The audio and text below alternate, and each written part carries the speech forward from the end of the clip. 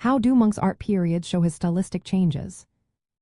Imagine walking through a gallery and seeing a painting that makes you feel like you are inside a storm of emotions.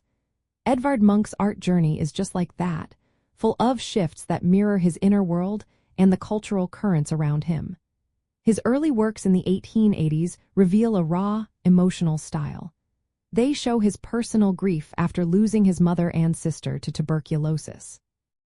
Paintings like The Sick Child use rough brushstrokes and somber colors, breaking away from traditional Norwegian art. This phase is all about expressing deep feelings and existential questions through symbolism.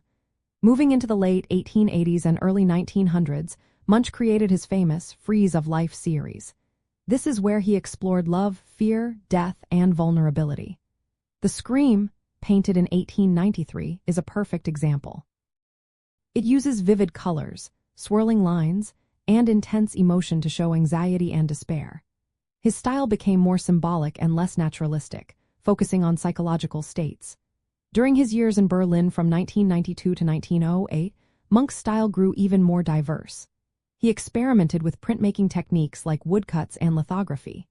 His works from this period often depict darker themes, reflecting the urban and intellectual atmosphere of Berlin. His colors became more varied, and he tried new media, showing his willingness to push boundaries within his expressionist approach.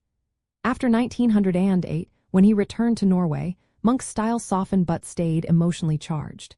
His brushwork became looser, and his compositions simpler, blending his earlier intensity with a calmer outlook. He continued to revisit themes of life and death, but with a more reflective tone.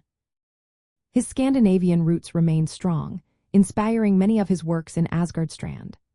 Understanding these periods helps us see how his style evolved from personal symbolism to broader psychological themes.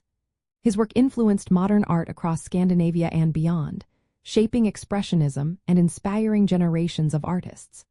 His legacy is preserved in the Munch Museum in Oslo, which holds the largest collection of his works, showing his artistic growth over time.